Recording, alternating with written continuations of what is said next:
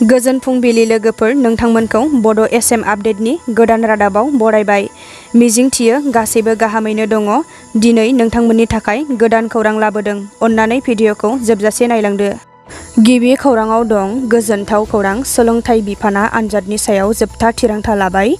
5 नं दफाखौ बोखारबाय। गांसे मार्कशीटआनो गासैबो साख्रियाव गनाय जासिगोन। मेट्रिक आरो हायार सेकेन्डारिनि आनजादनि गांसे मार्कशीटजोंनो गासैबो साख्रियाव गनाय जागोन। आसाम सोरखारजों सावरायनायनि उनाव बे गोनां थिरांथाखौ लानाय जायो। गिबि मन्त्रि हिमन्त बिश्व शर्मा आरो सोलोंथाइ मन्त्रि रनज पेगुजों आसु एजेवाइसिपि एबसुनि मोनसे गोनां सावराय जथुम जायो। बे सावराय जथुमनि सिगां 5 नं दफाखौ बोखारना होनायनि थिरांथा लानाय जायो। बेनि गेजेरजों सेप्तेम्बर दानाव जेबो आनजाद खुंफुंनाय जानाय नङा होननानै रोखा बुंथियो सोलोंथाइ मन्थ्रिया। गांसे मार्कशीटजोंनो गासैबो साख्रियाव एप्लाइ खालामनो हागोन।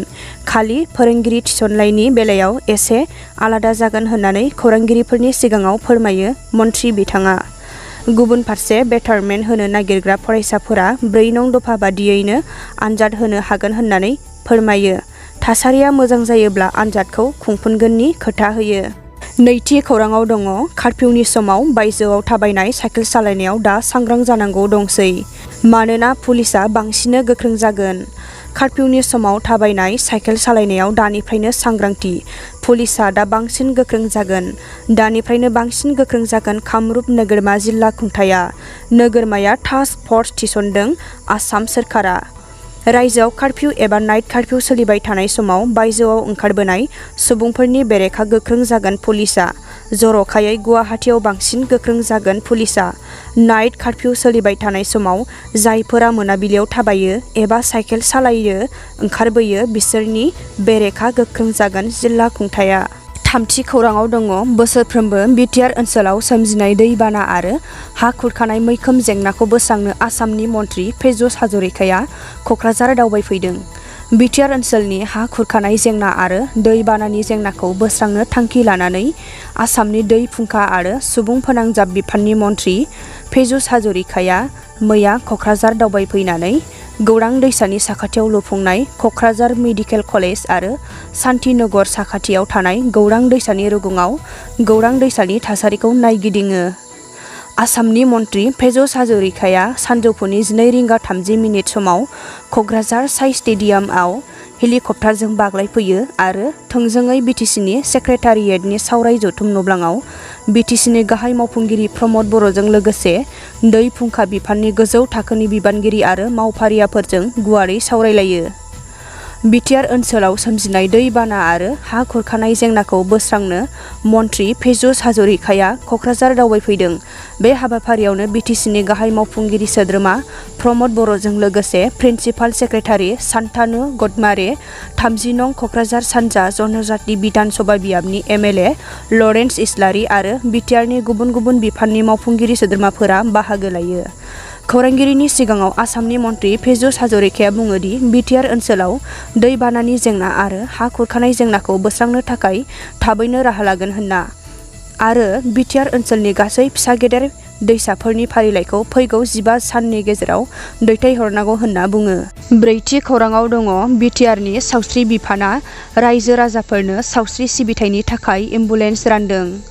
क'क्राझार सहरनि टेङापाड़ा गोदान फ्लाइ अभारनि साखाथियाव थानाय सावस्रि बिफाननि डाइरेक्टर मावखुलियाव मैया बिटिसिनि सावस्रि बिफाननि बानजायनायाव गं 15 बेरामि रोगाग्रा एम्बुलेन्सखौ राननानै होयो बिटिसिनि गाहाय मावफुं सोद्रोमा प्रमद बर'आ। बिटिआर ओनसोलनि रायजो राजाफोरनि सावस्रि सिबिथायनि थाखाय एम्बुलेन्स गारि राननाय हाबाफारियाव बाहागो लानानै बिटिसि गाहाय मावफुं सोद्रोमा प्रमद बर'आ बुङोदि बिटिआर ओनसोलाव सावस्रि सिबिथायजों लोगोसे आबाद, सोलोंथाइ, हारिमु आरो गुबुन गुबुन बिफानफोरावबो सोरखारा खामानि मावलांगोन होनना रोखा फोरमायो। खौरांगिरिफोरा इउपिपिएल दोलोनि एमसिएलए सन्जय सरगियारिनो मानि थाखाय सक्स लाइजाम हरनाय जाखो सोंथि खालामनायाव प्रमद बर'आ बुङोदि दोलोनि संबिजिरनि बेरेखा बिबुंथि होनाय आरो दोलोनि आब्रुथिखौ मानियैनि थाखाय बे राहाखौ लानाय जादों होनना फोरमायो आरो जायफोर दैदेनगिरिफोरा दोलोनि बेरेखा खामानियाव लोब्बा दङ बिसोरनि हेंथायैबो राहा लागोन होननानै रोखा बुंथियो। सोरबां सुबुं बिहुराम बर'नि मुसुखाखौ बेखेवसिगोन। बर' थुनलाइ आफादनि बारग' गाहाय नेहाथारि थामहिनबा सोरबां सुबुं बिहुराम बर'नि मुसुखाखौ बेखेवसिगोन होननानै बर' थुनलाइ आफादनि बारग' गाहाय नेहाथारि कमलाकान्त मोसाहारिया फोरमायहरदों। बिथाङा फोरमायहरनाय बादिब्ला थांनाय 7 जुलाइ खालि बिथाङा उदालगुरि जिल्लानि सिङाव थानाय रौता फोथारनि गोदानारियाव बिहुराम बर' ट्रास्ट आफादनि मावथांखिसालिनि बेन्दोङाव फसंनो लानाय सोरबां सुबुं मुंख्लं बिहुराम बर'नि फाइबार मुसुखा फसंनायखौ नायदिंहैयो। मख'नाय जायोदि बे नायदिंनाय हाबाफारियाव उदालगुरि जिल्ला बर' थुनलाइ आफादनि आफादगिरि मानिक बर', मुंख्लं बिहुराम बर', फोथायफुनजि आफादनि मासिगिरि भजेन चन्द्र बर', हांख्रायगिरि प्रफुल्ल दैमारि, सोद्रोमा धनुराम बसुमतारी, बर' थुनलाइ आफादनि बारग' नेहाथारि नीलकान्त गयारियाबो बाहागो लादोंमोन।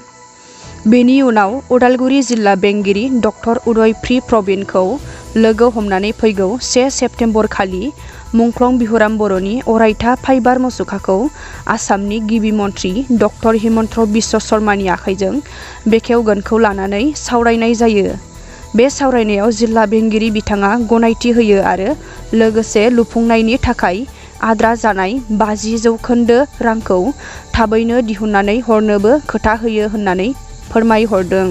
6थि खौराङाव दङ चिरांनि हमगार्डखौ बुथारग्रा दायनिगिरिखौ पुलिसआ गुलि गावना बुथारबाय। मंगलबारखालि बिजनी थानानिफ्राय गावनि डिउटि फोजोबनानै हराव खासदहानि न'सिम थांबाय थानाय समावनो गोबौ हाथियारजों हमगार्ड इयाद आलीखौ गाग्लोबनानै बुथारनाय जादोंमोन। जाथायनि उनावनो लोगो लोगो चिरां आरो बङाइगाव जिल्लानि पुलिस बिबानगिरिजों लोगोसे पुलिसनि मोनसे हान्जाया जाथाय जायगायाव सहैयो आरो नायबिजिरनायखौ जागायो। पुलिसआ सानसे हरसे नायबिजिरनानै बियो नखरनि एना एनिनि जाहोनाव जानाय होननानै रोखा जायो। बेनि उनाव पुलिसआ गिबियावनो बे जाथायजों सोमोन्दो थानाय बान्दार बाजारनि फार्मासिस्ट सफियर खन्दकार 30 बोसोर बैसोनिखौ हमनायनि उनावनो गासै जाथायखौ गुवारै मिथिनो मोनो। चिरां पुलिसआ खान्दकारा हमगार्ड इयाद आलीखौ बुथारनो 1.50 लाखआव सानै प्रफेसनेल किलारखौ बिबान होदोंमोन होननानै चिरांनि एसपि गौरब उपाध्याया फोरमायो। मोनसे खौरां मेलनि गेजेरजों बे बाथ्राखौ फोरमायो चिरां पुलिसआ।